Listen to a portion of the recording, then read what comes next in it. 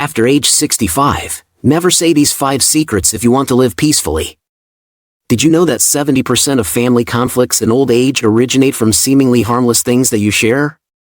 According to a Harvard University study on the psychology of the elderly. When entering old age, everyone wants to have a peaceful and happy life with their children and grandchildren. However, not everything in their hearts should be said. Some secrets, if shared incorrectly, can accidentally become fuel for tension, misunderstandings, and even cause cracks in family relationships. So, what are the things that the elderly should not share to maintain harmony and enjoy old age to the fullest? Let's discover 5 important secrets that you should keep to yourself. Family is always considered a place of love and connection, where we can share everything. However, not every story needs to be told, especially when we have grown up and entered the twilight years. Did you know? Sometimes, keeping some things to yourself does not mean being distant or hiding, but is a way to protect peace, maintain privacy, and avoid unnecessary misunderstandings. At this age, life should be gentle and relaxing, but just one careless sentence can put you in awkward situations, even shake family relationships. As a doctor specializing in nutrition and health for the elderly, I have encountered many such cases. The aunts and uncles confided to me that they just wanted to share to feel relieved, but then were surprised when their children and grandchildren reacted in an unexpected way. Anxiety, misunderstanding, or even arguments can arise from seemingly small things. So, what are the secrets that you should keep to have a more peaceful life? Let's explore with me 5 important things that the elderly should not share too much to enjoy their old age more fully and happily. When sharing too much with family, sometimes it does not help us feel more relieved but makes life more complicated. At this age, everyone wants to have a peaceful life, but have you noticed that sometimes, confidences make things more complicated?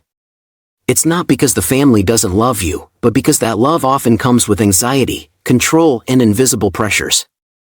Uncle John, an old friend of mine in California, once confided that after retirement, he wanted to live more freely, travel and enjoy life. However, when he shared this with his daughter, she immediately worried that her father was feeling lonely or might be in danger when traveling alone. Since then, she has been calling to check on him, advising him to move back to live closer to his family for easier care. That made Uncle John feel deprived of his freedom, while the only thing he wanted was to have some private space.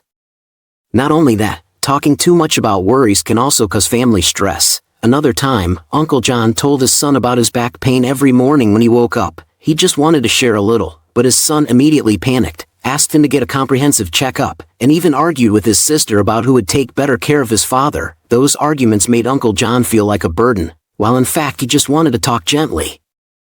Everyone has different opinions, and sometimes what we say can be misunderstood. There are things that the more we share, the more likely they are to cause arguments or make our children worry too much. Therefore, keeping some things to yourself is not hiding, but a way to maintain independence and peace. But what are the things that the elderly should not share too much? Let's find out in the next part.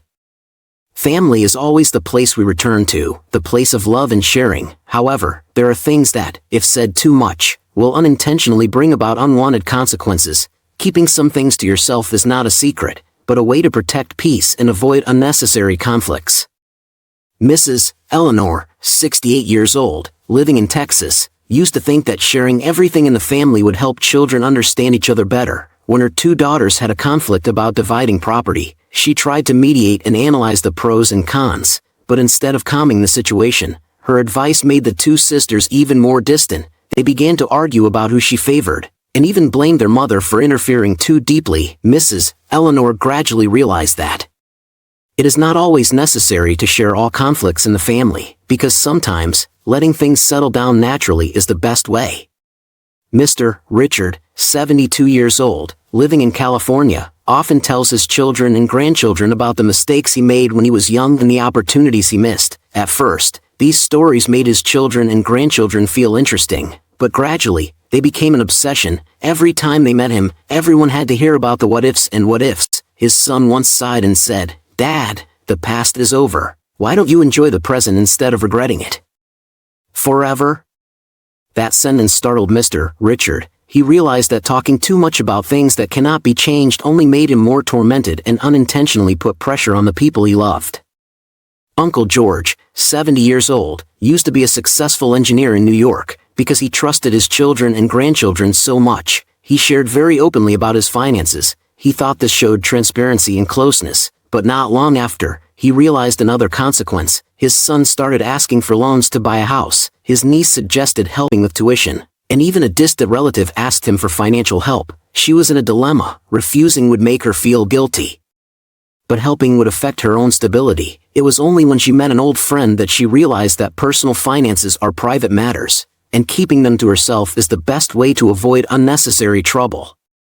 Margaret, 69, living in Florida, often suffers from mild joint pain due to aging. One day, she accidentally told her son about her knee pain. Immediately, the whole family panicked, made doctor appointments, sought treatment, and even argued about who would be responsible for her care. In fact, she only needed light exercise and a change in diet to feel better. After that, she understood that not all health problems need to be shared, because sometimes, they only make the family worry too much without actually helping her. Mr. Thomas, 71, once intended to sell his large house in Chicago to move closer to the ocean. He excitedly shared his plan with his daughter, but unexpectedly she strongly objected, thinking it was a hasty decision. His son also disagreed, saying, "This house has been with the whole family, why do you want to leave?" Faced with conflicting opinions, he began to hesitate and finally gave up the plan, although he still believed it was the best thing for himself. Later, he realized that it is not always a good idea to share uncertain plans, because sometimes, other people's opinions make us lose our own autonomy. These stories are not a call to keep everything in life secret, but a reminder that sometimes, silence helps us live more peacefully. Family is a place of love, but to have a happy old age, know how to choose what to say and what to keep to yourself. Sharing is an important part of connecting with family, but that doesn't mean everything needs to be said. As you get older, especially after age 65, keeping some things to yourself not only helps maintain peace in your life, but also helps maintain healthy family relationships. Learning to control how much information you reveal, setting appropriate boundaries, and knowing when to say no when necessary are key to balancing intimacy and privacy. Helen, 70, used to tell her children everything because she believed it was a way to show closeness. Whatever happened during the day, whether it was a purchase she didn't like or an unpleasant conversation with a friend, she shared. But after a while, she realized that telling too much was causing her children to interfere in her life more than they should have. They gave her unwanted advice and sometimes even imposed their own thoughts on her. Finally, she decided to change, sharing only the really important things and keeping the small things to herself. Thanks to that, she felt more comfortable, less stressed, and had more personal space in life. Not only boundaries, but also choosing the right person to confide in is important. Mr. James, 72, went through a difficult period of financial difficulty after investing in an unsuccessful project. During a conversation, he accidentally shared this with a nephew, hoping to find advice, but not long after, the whole family knew about it, and some people began to gossip and judge his decision. Some even avoided him because they thought he might ask for financial help. If he had sought out a financial expert from the beginning instead of a relative, he might have received a better solution without having to face curious looks or judgment. Many seniors worry that if they don't share personal information, their families will feel distant, but in fact, there are many ways to say no tactfully without hurting their loved one's feelings. Linda, 68, is a good example. She is often asked by relatives about her health, finances, and even her personal plans for the future. If she shares too much, she knows that people will worry and sometimes give her advice that she doesn't really need, so instead of going into detail, she chooses to answer gently, "Everything is fine. If there is anything important, I will let you know." This answer helps her maintain her privacy without offending anyone. More than sharing information, the most important thing in the family is to maintain a strong and positive relationship. Mr. Robert, 73, once realized that every time he met his children, instead of just talking about personal difficulties or problems, he could enjoy family time in a different way. He and his children and grandchildren went for walks, cooked, shared common interests, and even reminisced about happy memories of the past. Those moments helped the family bond without having to share too many private things, and most importantly, he felt lighter and happier when spending quality time with his children and grandchildren without having to worry about revealing too much personal information.